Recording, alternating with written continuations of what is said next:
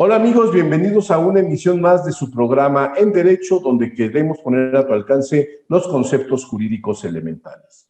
Recientemente hemos escuchado hablar en muchas columnas e incluso en la prensa nacional, en boca del propio presidente de la República, esta convocatoria para una revocación de mandato. Es un asunto que es de vital importancia porque implicaría la decisión sobre la continuidad o no del actual presidente de la República en el cargo que hoy ostenta. Nos va a acompañar un especialista el día de hoy, el licenciado Julio Jiménez. No se vaya, va a estar muy interesante. Volvemos en un minuto.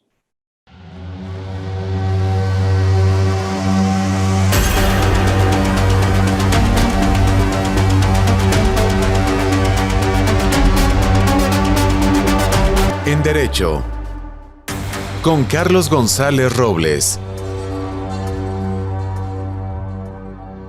Ya estamos de regreso aquí, como comentábamos antes de la pausa. El día de hoy vamos a hablar sobre la revocación de mandato. La revocación de mandato es una figura que se establece en nuestra Constitución que determina la posibilidad para los ciudadanos de poder participar en una especie de consulta popular en la cual lo que se definirá será la continuidad o no del titular del Poder Ejecutivo. El día de hoy nos acompaña un experto en este tema, en muchos temas, pero bueno, en materia jurídico-constitucional, el licenciado Julio Jiménez, quien es el vicepresidente del Colegio Nacional de Abogados, catedrático de la Universidad La Salle, además de que tiene un programa de opinión política en varios medios de comunicación y además con una amplia trayectoria como abogado litigante. Julio, buenas tardes, bienvenido a este programa. ¿Qué tal, Carlos? Muy buenas tardes, gracias por la oportunidad de compartir algunas reflexiones con tu importante auditorio. Gracias, Julio. A ver, Julio, vamos a hablar de la revocación del mandato. Ya medio le expliqué un poquito al público que en qué consiste, qué es la posibilidad de decidir o no decidir la continuidad de la gestión de un presidente de la República. Y sin embargo, pues una pregunta que siempre surge es, ¿esto de dónde deriva y por qué no se había hecho antes, mi querido Julio?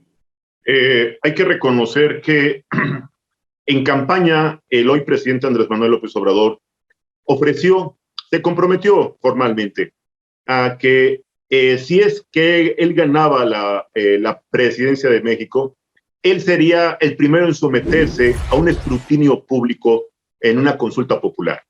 Él ofreció impulsar la reforma constitucional necesaria y las reformas complementarias, incluso a leyes secundarias, para que esto fuera una realidad y que él, su administración y sus resultados fueran objeto de una evaluación, de un escrutinio democrático, ciudadano, y que valorara al pueblo y que el pueblo decidiera si se iba o se quedaba. Evidentemente, esta reforma la impulsó en el 2019, se publicó el 20 de diciembre de 2019, al artículo 35 de nuestra Constitución, que establece formalmente esta revocación de mandato.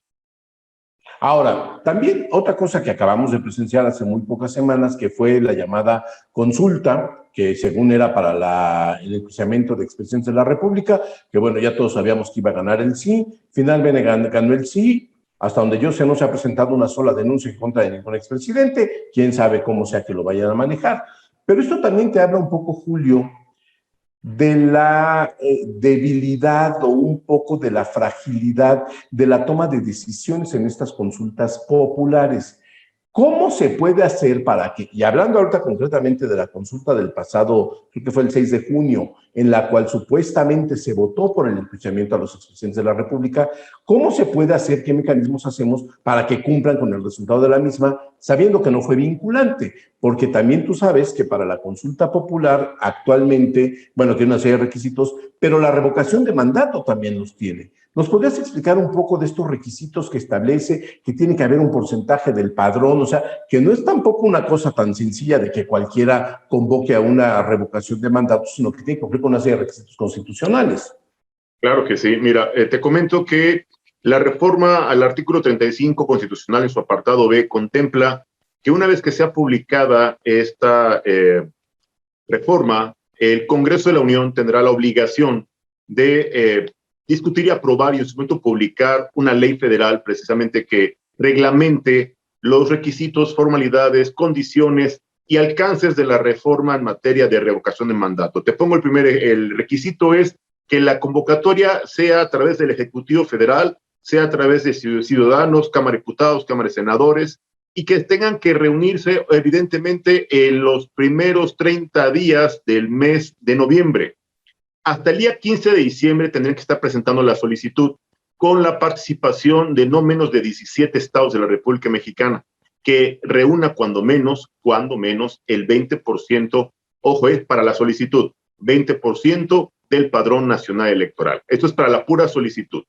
En el supuesto hipotético que se cumplan con los requisitos de la solicitud y que llegamos al proceso de convocatoria al ejercicio de democracia directa llamado revocación de mandato, en marzo de 2022 tendríamos que ubicar un requisito indispensable, que es la participación, cuando menos, del 40% del padrón nacional electoral. Hablamos poco más, poco menos, 37.5 millones de pesos de ciudadanos, Carlos. Un tema preocupante porque además esta consulta popular, recordemos la pasada consulta, pues la verdad es que fue todo un desastre.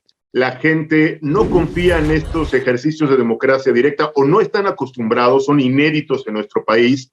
De hecho, son consecuencia de una reforma reciente y, bueno, evidentemente no están familiarizados los ciudadanos con esta participación.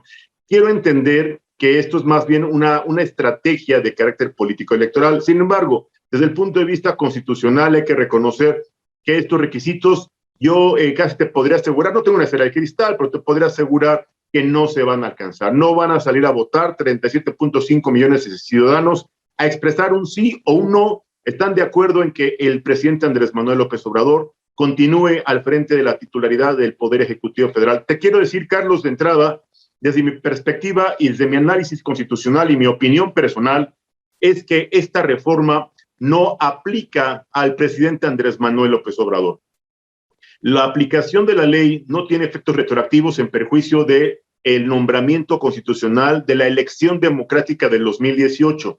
Esto aplicará a partir de los próximos presidentes de la República, que de igual manera tendrán que ser sometidos a este escrutinio, a esta revocación de mandato, evidentemente después de que haya pasado la primera mitad de su gestión.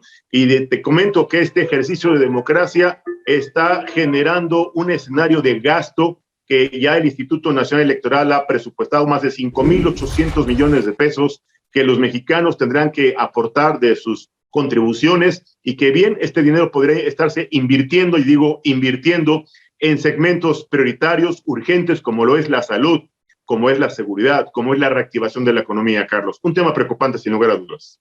No, definitivamente. Y además ahorita hay una cuestión que, bueno, estamos viendo en todos los medios de comunicación, que es justamente la imposibilidad de llevar a cabo un periodo extraordinario en el Congreso para poder hablar de esta ley reglamentaria. Vamos a hablar de esto al regresar de una pausa, mi querido Julio. No le cambie, estamos aquí en su programa En Derecho. En Derecho. Continuamos.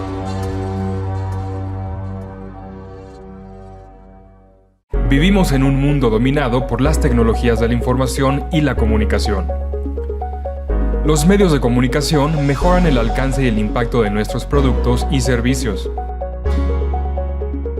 Incrementa tus clientes y gana posicionamiento en tu marca. Anúnciate en IDC y sé parte de los cambios que marcarán diferencias en los medios digitales 2021. Si estás interesado, mándanos el siguiente código para hacer válida la promoción especial que IDC tiene para ti en conmemoración de sus 35 años.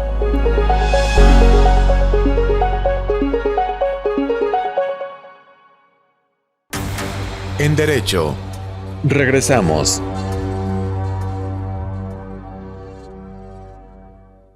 Pues ya estamos de regreso con este tema muy interesante y de gran actualidad, que es la revocación del mandato del presidente de la República. Nos acompaña el licenciado Julio Jiménez, un experto en la materia. Julio, decíamos antes de salir de esta pausa que, bueno, pues es una cuestión preocupante por todos lados. Hablábamos de que va a haber una inversión cuantiosísima, que bueno, no es inversión, en realidad es un gasto, solamente, según dicen algunos columnistas, para cumplir el capricho del presidente de la República, pero sin embargo todavía no tiene dónde aterrizar. Y no tiene dónde aterrizar porque no existe una ley reglamentaria, como bien nos decías en el segmento anterior, que determine de manera clara cómo se tiene que llevar a cabo esta revocación de mandato. Claro, ahora entiendo la prisa del presidente de la República por poder querer convocar un periodo extraordinario, pero dinos, Julio, ¿cuál es la necesidad de esta ley reglamentaria ¿Y qué pasará si es que no la logran tener antes de las fechas de las cuales nos hablabas en el segmento anterior? Te quiero comentar, Carlos, que hasta hace algunos días en la comisión permanente no se pusieron de acuerdo, no alcanzaron el número mínimo de votos, requerían 24 votos, llegaron a 23, no se pudo convocar a un periodo extraordinario para que pudiera discutirse, al menos en esta legislatura que está concluyendo. Esta discusión quedó pendiente para la próxima legislatura que inicia el 1 de septiembre.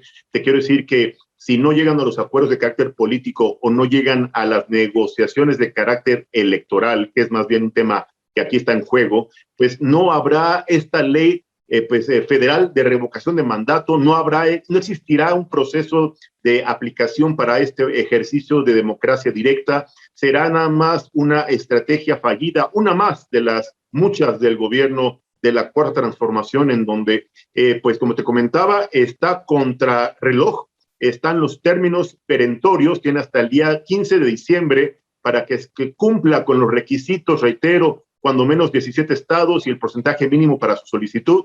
Y bueno, pues no veo de dónde, ni con la mayoría, ni con la capacidad de gestión en el Senado de la República, para que puedan llegar a esta aprobación de esta ley reglamentaria, de esta ley secundaria, obviamente reglamentaria del artículo 35 constitucional, esta ley federal de revocación de mandato, que bueno, sería indispensable para cumplir en marzo del 2022 con este escenario, que permíteme decirte, Carlos, que es más bien una estrategia de permanencia en campaña constante del titular del Ejecutivo, ya que precisamente en el 2022, en junio de 2022, pues hay elección en 6 estados de la República Mexicana, Durango, Quintana Roo, Hidalgo, Aguascalientes, pues hay estados muy importantes, Oaxaca, que están en la agenda legislativa y que bueno, lo que interesa aquí es la permanencia en la constante pues yo diría campaña en donde, bueno, el presidente de la República hace todos los días, pues, un ejercicio de propaganda electoral y de, pues, difusión institucional, violentando las formalidades, vulnerando las condiciones que el propio Instituto Nacional Electoral, que se encuentra bajo amenaza, porque también tenemos en la antesala,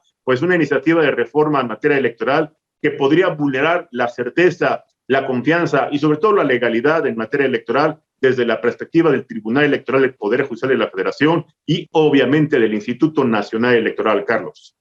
Claro, entonces, derivado de esto, lo que sabemos es que para que tengan una validez legal, pues tienen que seguir con todos los procedimientos y los pasos establecidos por la propia Constitución y en el caso de que existiera por la ley reglamentaria. Bueno, si esta ley reglamentaria por alguna razón llega a no darse, entonces no habría ley y no podría haber esta revocación de mandato. Pero Julio, tú y yo sabemos que el presidente de la República, en caso de que eso suceda, va a hacer sus encuestas patito como esas que hizo para el aeropuerto y para la cervecera de Tijuana, Mexicana, no sé qué. ¿Cuál es la validez que va a tener eso desde el punto de vista estrictamente jurídico? Fíjate que el titular del Ejecutivo, desde que fue electo presidente en aquel año 2018, pues el señor todavía no tomaba posesión ni ya estaba haciendo consultas populares, no bajo las condiciones de forma, ni bajo los requisitos constitucionales, ni mucho menos bajo el aval del Instituto Nacional Electoral. Así que estas consultas no tienen legalidad, son inexistentes, son ilegales, son contrarias a nuestra Constitución, son, como bien referías acertadamente, son consultas patito, consultas en donde a mano alzada puede pues echar abajo un proyecto pues multimillonario, puede arruinar el nivel de competitividad y de competencia económica de cualquier industria, sector, y puede obviamente generar un escenario de incertidumbre, desconfianza para los mercados, un escenario pues todavía, yo diría, de mayor riesgo en materia de confianza para los inversionistas, porque al no tener certeza, confianza y seguridad, pues los inversionistas, el capital extranjero, podría empezar a cancelar sus inversiones, podría empezar a disminuir los montos de inversión en nuestro país, y esto podría generar un impacto todavía mucho mayor del que ya hoy estamos experimentando a nivel económico financiero, además de la profunda crisis económica, también la profunda crisis de violencia, inseguridad, y sobre todo el escenario de persecución en materia tributaria, que también es un escenario que genera un gran descontento y gran preocupación en el sector productivo, en el sector empresarial, porque estas ocurrencias del Ejecutivo Federal son eso, ocurrencias, porque en vez de estar pues gastándose 5,800 millones de pesos y distrayendo el trabajo legislativo de nuestros representantes populares, deberían estar trabajando en resolver los problemas torales y coyunturales que son de urgente y obvia resolución para el interés público y no para el interés político electoral de un gobernante en turno, porque ellos son gobernantes en turno, son aves de paso. Los que nos quedamos con los problemas y los que nos quedamos a resolverlos somos los mexicanos, Carlos. Sí, bueno, y además acá hay una cosa que acabas de decir que es muy interesante. El presidente de la República, un día sí y otro también, le pega al Instituto Nacional Electoral y al Tribunal del Poder Judicial de la Federación también en materia electoral, justamente por alguna razón que a él no le gustan las decisiones que están tomando porque no favorecen a su partido y a sus intereses. Y además es un sinsentido porque la propia Constitución establece que será el INE quien va a llevar a cabo la organización de esa supuesta revocación de mandato. ¿Qué sentido le encuentras desde el punto de vista jurídico a esta descalificación que hace el presidente y por otro lado sabiendo que es el INE quien va a tener que hacer la organización de esta revocación? ¿Tiene algún sentido? ¿Se va a terminar esto en una controversia constitucional, en amparos? ¿Qué va a pasar con esto? Valdrá la pena esperar en qué términos van a tratar de imponer, porque va a ser una imposición de una reforma constitucional que en materia electoral pretenda debilitar la autonomía, la independencia del Instituto Nacional Electoral y vulnerar la autonomía, independencia y criterio jurisdiccional del Tribunal Electoral del Poder Judicial de la Federación.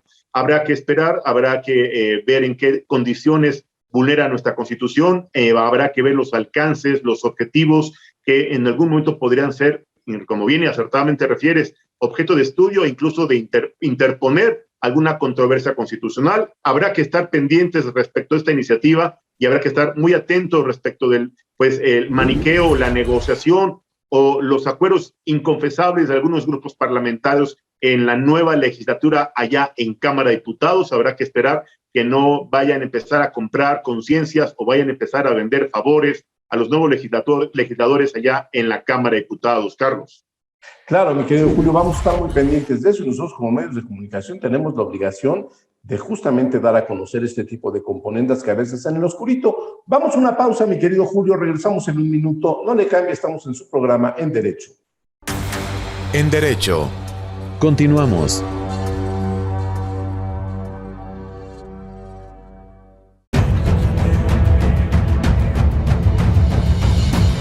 En 1986 nació Información Dinámica de Consulta con la misión de dar información a profesionales del ámbito jurídico. Evolucionamos contigo y en 2001 logramos informarte en tiempo real gracias al nacimiento de IDC Web. Dimos paso en el 2016 a Foro IDC, un evento de alto nivel para el impulso de la competitividad del empresario mexicano. En 2017, unificamos cada avance bajo el dominio www.idconline.mx. Hoy puedes encontrarnos en múltiples plataformas con información vanguardista y especializada para capacitar e informar a los elementos clave de las empresas.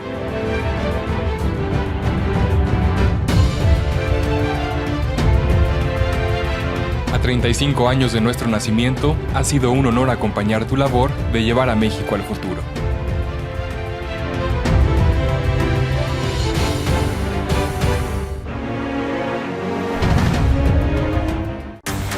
En Derecho. Regresamos. Pues ya estamos de regreso aquí en su programa En Derecho con este tema que es de vital importancia y de suma trascendencia actualmente, que es la revocación del mandato del presidente de la República. Julio, decíamos antes del corte que, bueno, evidentemente estamos presenciando embates despiadados en contra de las autoridades electorales que a los mexicanos nos ha dado mucho trabajo darnos, a lo mejor la gente más joven no recuerda cómo eran las elecciones en los 80s, en los 70s, que en las cuales siempre ganaba el PRI, no había contra. Pues bueno, parece que el presidente de la República quiere volver a lo mismo. Pero a ver, yo te voy a decir una cosa, independientemente de que no se den todos los supuestos que la propia Constitución establece, la ley reglamentaria y todo esto, el presidente va a hacer una consulta de revocación de mandato sí o sí.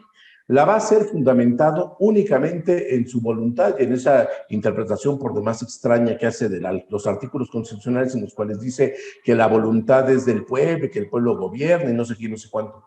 Pero el presidente parece olvidar que vivimos en un régimen de facultades expresas, en el cual la autoridad únicamente puede hacer aquello para lo cual se encuentra expresamente facultado.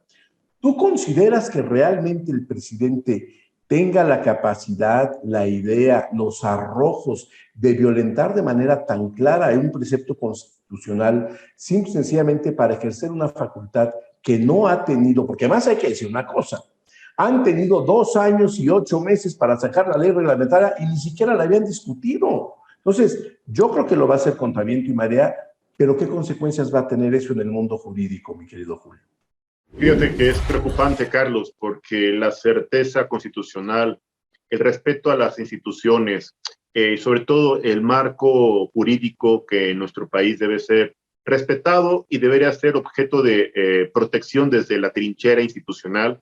Tal parece que el Ejecutivo Federal no entiende, no quiere o no sabe de estos quehaceres de carácter político institucional. Él solo sabe del quehacer pues de carácter personal, sabe de atender sus compromisos, sus intereses personales, desahogar sus frustraciones, sus traumas, sus venganzas, en donde tal parece que no existe más argumento jurídico que la decisión, la imposición, la ocurrencia o el capricho personal que lo hace una orden de carácter institucional, transgrediendo los preceptos constitucionales. Esto es muy preocupante, Carlos, porque a la luz de la legalidad y ante la evidencia de la constitucionalidad, estas decisiones vulneran nuestra Constitución, vulneran el Estado de Derecho y violentan pues la autonomía e independencia de las instituciones. Te quiero decir que si el señor Ejecutivo, el presidente de la República, se atreve a no respetar las condiciones, tiempos, formalidades, requisitos que establece el artículo 35 constitucional, que establece en su momento, si es que llegara a cumplirse con los tiempos y formalidades y se aprobara la ley federal de revocación de mandato,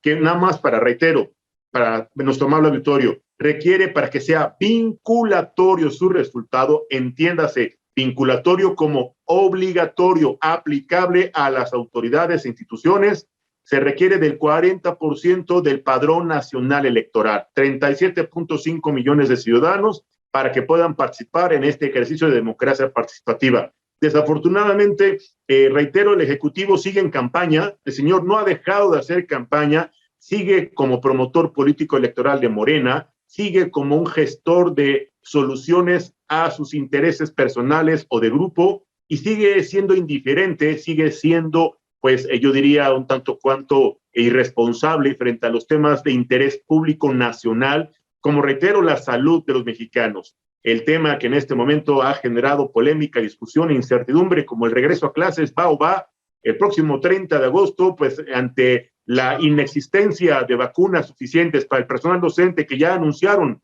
algunos laboratorios que van a requerir una tercera dosis o incluso Cancino que fue de una sola dosis, pues ya anunció y tuvo que terminar confesando que requiere de un refuerzo y no hay vacunas para niños, no hay tratamiento ni un plan estratégico para apoyar a los jóvenes estudiantes. Creo que es, como dijo él, pues tenemos en la vida que tomar riesgos, pues que los tome con sus hijos, que tome los riesgos con su familia, que no ponga en riesgo la vida de los mexicanos y mucho menos de los niños de este país. Un tema preocupante, porque tal parece que estas ocurrencias y esas decisiones más bien obedecen a intereses personales que a interés público, institucional y obviamente en el contexto nacional. Carlos.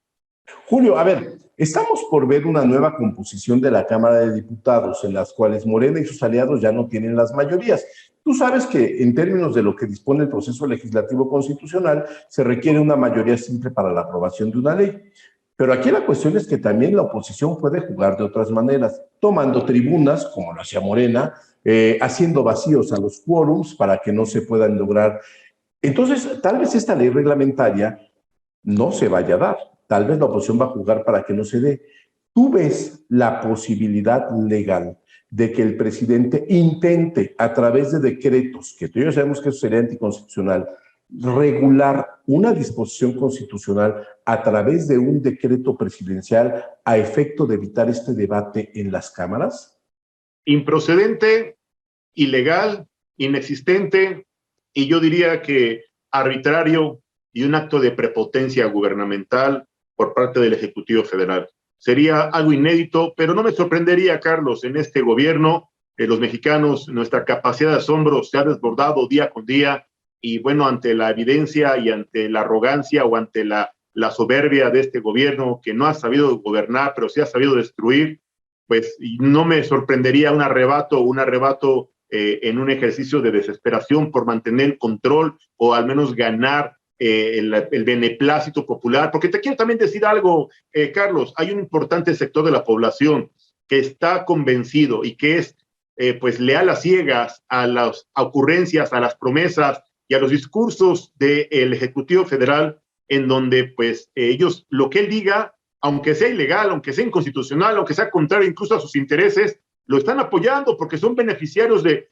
pues programas sociales, subsidios y beneficios que nos cuestan a ti, a tu importante auditorio y a un servidor con nuestros impuestos, Carlos. Eso es muy preocupante, porque un alto porcentaje de la población sigue apoyando de manera, yo diría, total y absoluta al presidente de la República y sus ocurrencias, y eso es alarmante.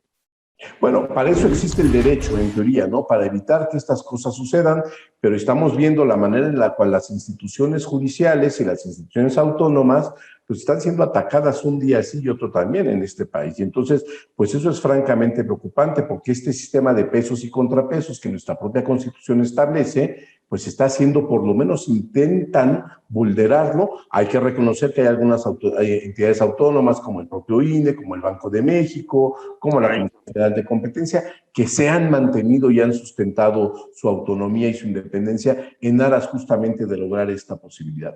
Julio, se nos ha acabado el tiempo el día de hoy. Te quiero dar las gracias por tu intervención en este programa. Quedan muchas cosas en el tintero que sin duda alguna vamos a tener otra oportunidad de platicar. Te agradezco mucho el haber estado con nosotros el día de hoy.